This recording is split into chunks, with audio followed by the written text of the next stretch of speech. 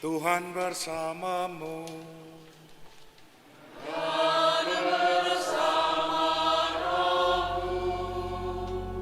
Inilah Injil suci menurut Matius.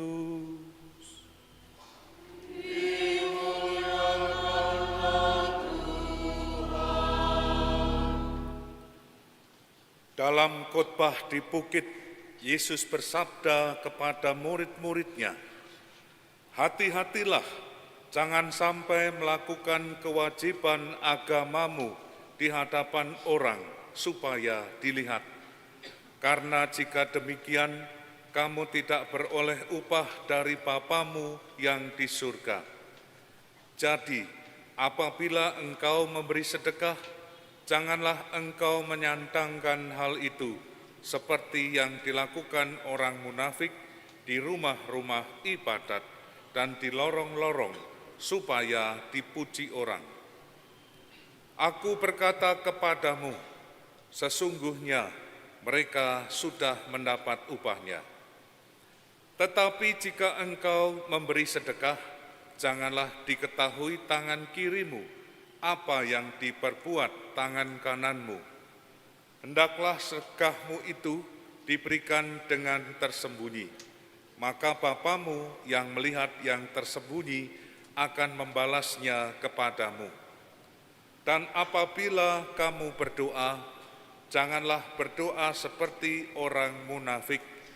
Mereka suka mengucapkan doanya dengan berdiri di rumah-rumah ibadat dan pada tikungan-tikungan jalan raya, supaya mereka dilihat orang. Aku berkata kepadamu, mereka sudah mendapat upahnya.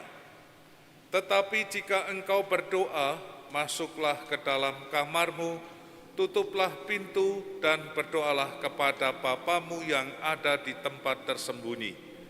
Maka Bapamu yang melihat yang tersembunyi akan membalasnya kepadamu. Dan apabila kamu berpuasa, janganlah muram mukamu seperti orang munafik. Mereka mengubah air mukanya seperti orang, supaya orang melihat bahwa mereka sedang berpuasa. Aku berkata kepadamu, mereka sudah mendapat upahnya. Tetapi apabila engkau berpuasa, minyakilah kepalamu dan cucilah mukamu, supaya jangan dilihat orang bahwa engkau sedang berpuasa, melainkan hanya oleh Bapamu yang ada di tempat tersembunyi. Maka Bapamu yang melihat yang tersembunyi akan membalasnya kepadamu." Demikianlah Injil Tuhan.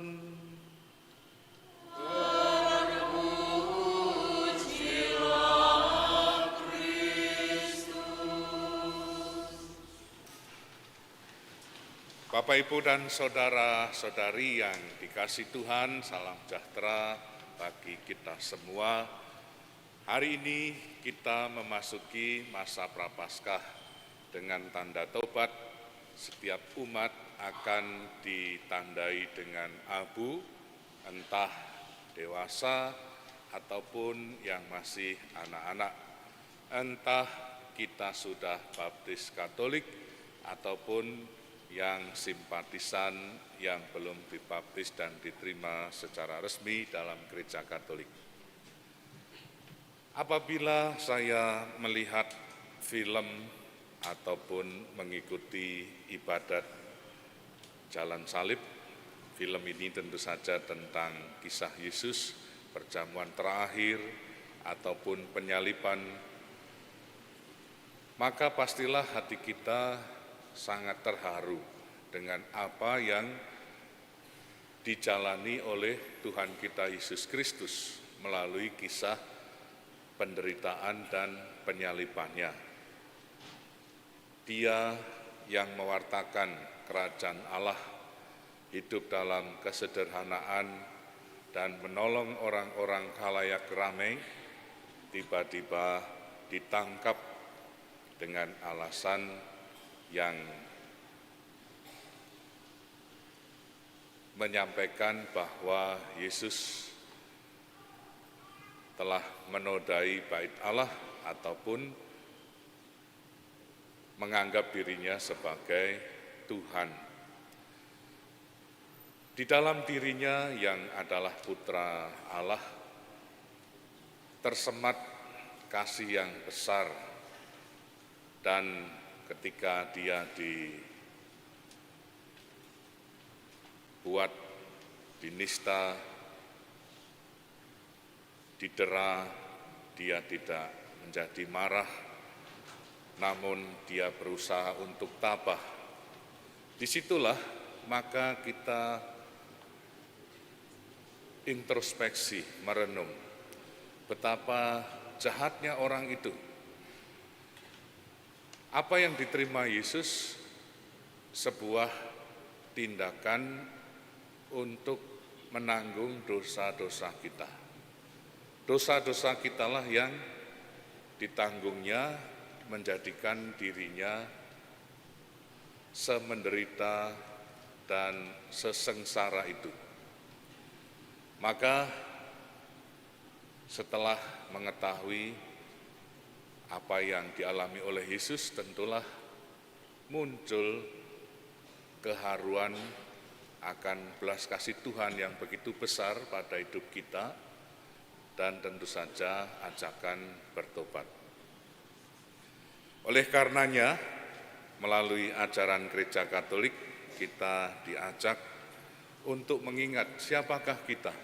Kita itu manusia ciptaan Tuhan yang berasal dari abu dan akan kembali menjadi abu. Melalui liturgi yang sejak abad ke-6 diwariskan, pertobatan itu ditandai dengan seperti yang dilakukan oleh Raja Daud, mengoleskan abu pada tubuhnya. Maka nanti kita pun juga akan menerima abu itu. Ajakan dari gereja agar tanda itu tidak hanya sebagai hal yang sederhana, namun suatu tindakan pribadi yang mendalam.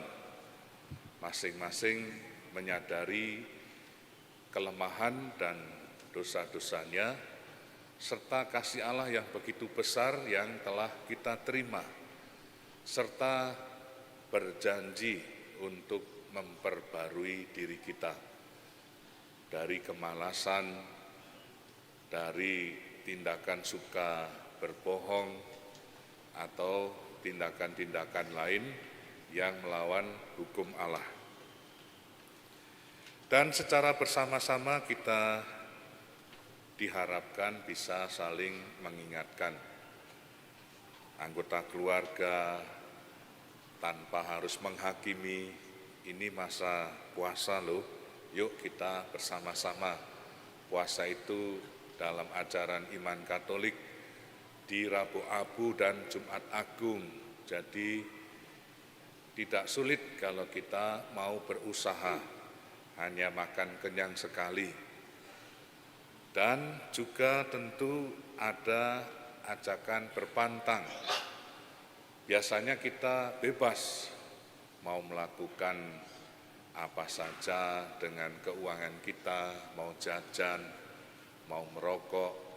Tapi kali ini mengingat belas kasih Allah kepada kita dan kita mau taat, berjanji, kiranya kita juga mau berpantang di setiap Jumat dan Rabu Abu itu, entah itu menghindari makanan yang menurut kita melekat, hal-hal yang sifatnya kemewahan atau keterikatan,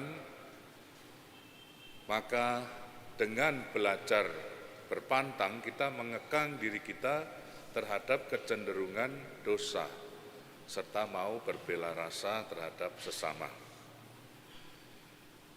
Dan akhirnya selama 40 hari kita juga diajak untuk bersama-sama memasuki masa Prapaskah ini sampai pada hari kebangkitan Tuhan Paskah nanti dengan ketekunan dalam renungan yang disebut dengan retret agung.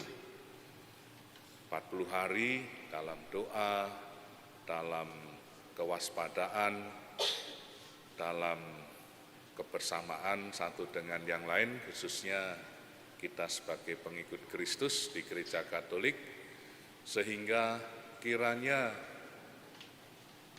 pertobatan ini menjadi rahmat yang mengagumkan untuk kita selanjutnya meraih apapun yang kita hendak mohonkan kepada Allah kita.